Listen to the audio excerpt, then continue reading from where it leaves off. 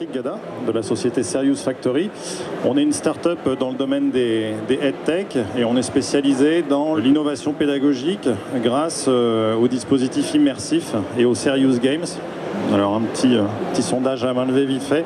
Qui a déjà entendu parler de Serious Game? Ah oui, un public averti. Voilà. Donc en fait, je vais vous parler de ce métier, c'est-à-dire comment est-ce qu'on conçoit, comment est-ce qu'on devient scénariste de ces nouveaux outils pédagogiques.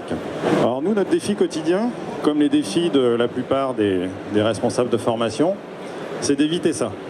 C'est d'éviter effectivement que les apprenants se retrouvent en situation de perte de vigilance pour être poli, enfin vraiment éviter qu'ils s'ennuient quand ils se forment, parce que c'est quand même souvent ce qui remonte. Vous travaillez tous dans des entreprises qui forment, qui utilisent le digital, donc on utilise beaucoup, de moins en moins le PowerPoint heureusement, encore beaucoup les dispositifs e-learning, on parle de MOOC, mais en fait il y a quand même une préoccupation très forte derrière l'apprentissage, c'est comment est-ce qu'on stimule, comment est-ce qu'on motive les apprenants pour les conserver concentrés et surtout pour que la connaissance et la compétence se développent. C'est vraiment l'objectif de ces outils. L'intérêt du Serious Game, donc pour ceux qui n'en ont jamais entendu parler, c'est des jeux vidéo pédagogiques. C'est-à-dire qu'au lieu de jouer aux jeux vidéo comme il y a au fond là-bas, donc à se promener dans un monde virtuel et aller combattre des ovnis ou des chevaliers, on va plutôt jouer le rôle d'un manager qui va accueillir un collaborateur et qui va devoir développer et dérouler un entretien de recrutement ou de management qui doit se passer le mieux possible. Ou alors on va être dans la peau d'un vendeur et on va apprendre à accueillir des clients différents, pas toujours sympa, pas toujours facile.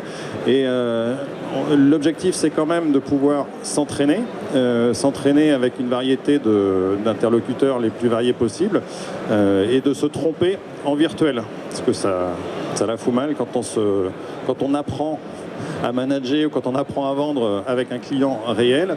Et je ne sais pas vous, mais moi pour ma part, quand je monte dans un avion, je suis quand même ravi de savoir que le pilote, il a déjà posé son avion 3 fois avec un seul réacteur en plein vent, mais sur un simulateur. Donc c'est vraiment l'objectif de ces outils. Alors, du coup, on a un métier qui est super sympa parce qu'on va travailler dans le monde du jeu vidéo. Donc on va définir, on va utiliser des décors, on va y mettre des personnages, on va y mettre des avatars.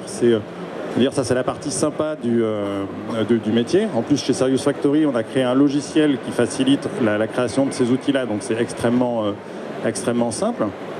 Et on pourrait être tenté de croire que finalement, on a un beau métier et que on ne fait que s'amuser. Dans la pratique, notre métier ressemble plutôt à ça.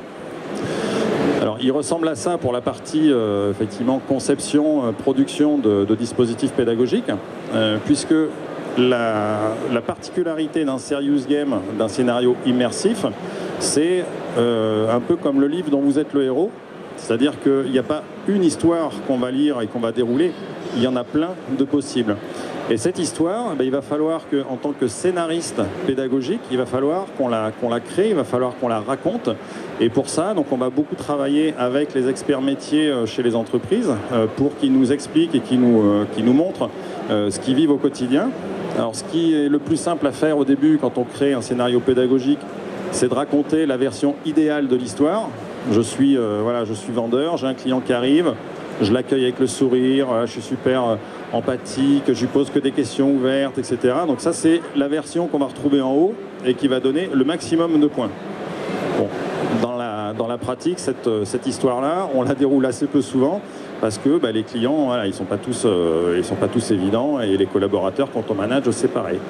Donc ce qu'on va intégrer en complément dans le schéma, c'est si je pose pas exactement la bonne question, si je me comporte pas exactement de la bonne façon, comment est-ce que l'histoire va évoluer? C'est-à-dire comment est-ce que mon interlocuteur va se comporter, comment est-ce qu'il va me répondre, et en fonction de ces différentes digressions par rapport au scénario parfait, finalement, comment ça va se dérouler jusqu'à aller au game over.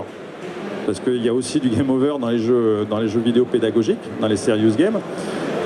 Si je me comporte vraiment mal, comme dans la vraie vie, le client, il tourne les talons, il claque la porte et puis il s'en va. Donc ça, c'est important de pouvoir le vivre et de pouvoir l'intégrer dans ces scénarios pédagogiques.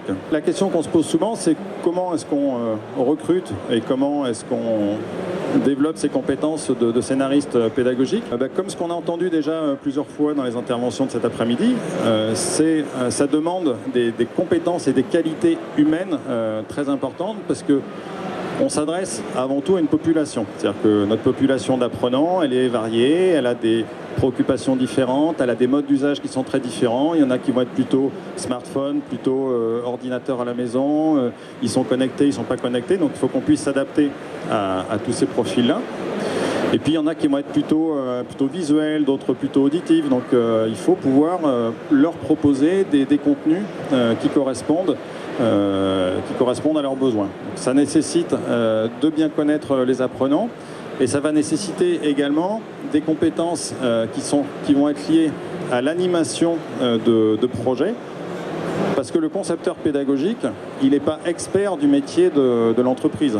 On ne prend pas des vendeurs expérimentés pour concevoir des scénarios de vente. Le concepteur et le scénariste pédagogique, lui, il va devoir rencontrer les différentes entreprises, les experts métiers, pour comprendre déjà quelle est la problématique, c'est-à-dire nos apprenants qu'on vient de voir avant,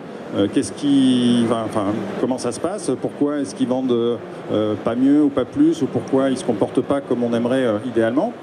Et ensuite, on va devoir comprendre aussi quel est le vécu de l'entreprise, quelle est sa culture, pour ensuite collecter toutes les informations pertinentes qui font que le scénario devient un bon scénario.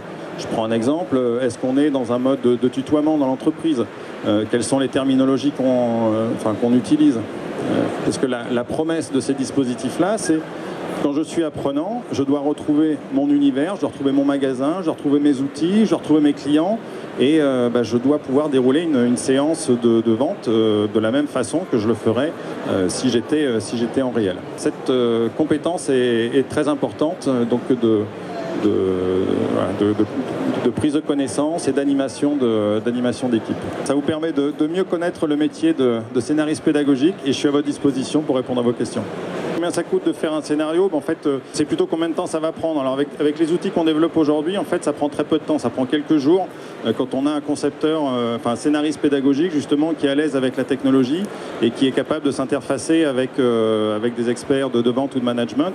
Donc aujourd'hui, ça coûte le même prix qu'un module e-learning. Avant, les serious games coûtaient plusieurs dizaines de milliers d'euros, voire plusieurs centaines. Maintenant, on est sur des budgets très raisonnables pour un résultat de grande qualité.